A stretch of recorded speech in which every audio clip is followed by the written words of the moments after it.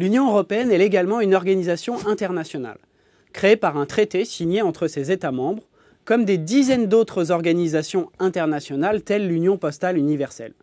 Pourtant, l'analyse de ses dimensions juridiques, économiques, institutionnelles, politiques et symboliques montre bien qu'elle est une organisation internationale plus proche d'un État fédéral qu'aucune autre. Le fait que ses citoyens puissent poursuivre leur État, ou les institutions européennes en justice à la Cour de justice de l'Union européenne à Luxembourg, est un indice du degré exceptionnel de coopération entre les États européens et de la place faite à des acteurs comme le Parlement européen, la Commission ou la société civile. L'Union européenne est donc une organisation internationale d'un type particulier qu'il faut pourtant distinguer d'un État fédéral. En effet, contrairement à la théorie de séparation des pouvoirs chère à Montesquieu, l'Union européenne ne distingue pas clairement un pouvoir législatif, exécutif et judiciaire, elle instaure plutôt une logique de coopération entre ces institutions qui exercent plusieurs pouvoirs à la fois.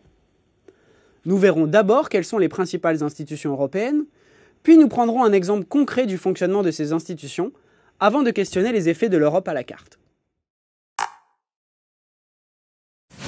Le système institutionnel européen tente de combiner la représentation de trois types d'intérêts fondamentaux, ceux des citoyens, ceux des États et ceux de l'Europe elle-même. La représentation des citoyens passe par un Parlement européen élu directement au suffrage universel proportionnel dans chacun des États membres. La représentation des États européens passe par le Conseil de l'Union européenne et le Conseil européen. Dans le premier siègent les ministres des États membres et dans le second, leur chef d'État ou de gouvernement. La représentation de l'Europe elle-même est assurée par la Commission européenne. Elle est désignée par le Parlement et par le Conseil européen.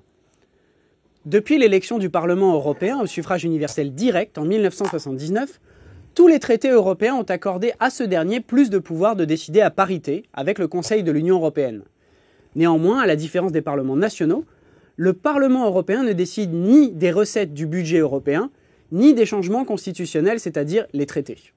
La Commission européenne est la troisième institution centrale du système européen. Elle forme une administration permanente et elle a, seule, le pouvoir de proposer au Parlement et au Conseil de légiférer. Elle est dirigée par des commissaires proposés par les États membres et approuvés par le Parlement européen. Elle incarne l'intérêt général européen. Elle possède aussi des pouvoirs judiciaires de contrôle du marché unique.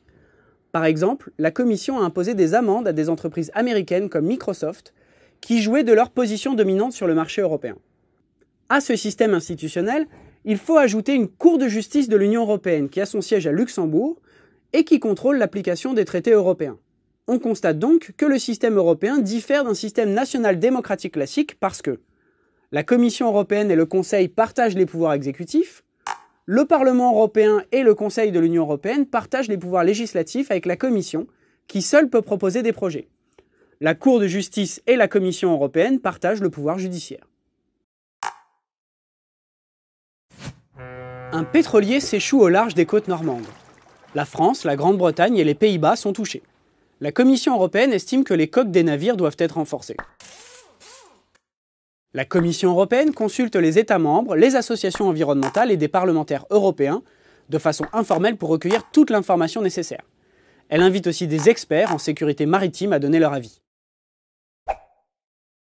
Le commissaire européen au transport propose un projet à ses collègues.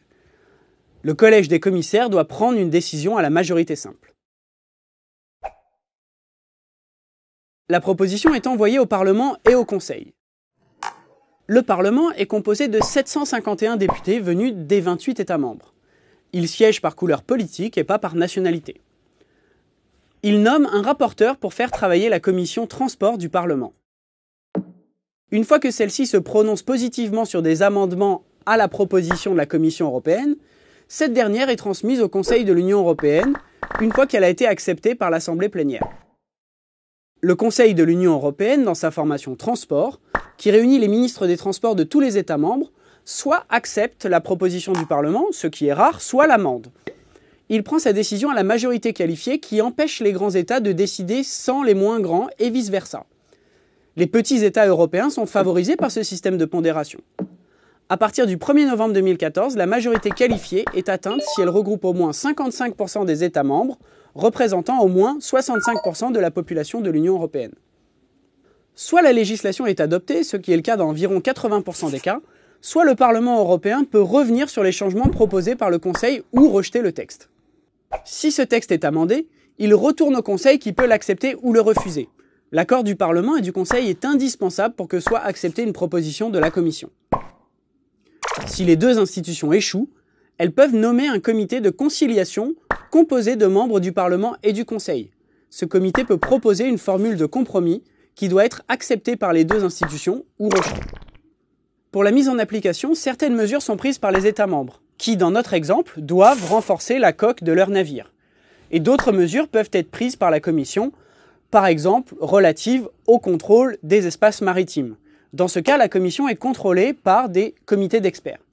La Cour de justice peut être saisie en cas de non-respect par les États membres ou par la Commission européenne de ce qui a été décidé en commun. Comme nous l'avons souligné, tous les États membres de l'Union européenne ne font pas partie de la zone euro et de l'espace Schengen. La question se pose donc d'une gouvernance unique pour une Europe différenciée. La réalité de l'Union européenne est donc complexe dans son appréhension par les citoyens. Paul est français et voyage en Irlande. Il est dans l'Union européenne et il utilise l'euro, mais il a dû montrer une pièce d'identité à la frontière parce qu'il n'est pas dans l'espace Schengen. Mokhtar est allemand et il part en Norvège en bateau. Il n'est pas dans l'Union européenne, n'utilise pas l'euro, mais il n'a pas montré ses papiers d'identité puisque la Norvège fait partie de l'espace Schengen. Alicia est espagnole et elle visite la Roumanie.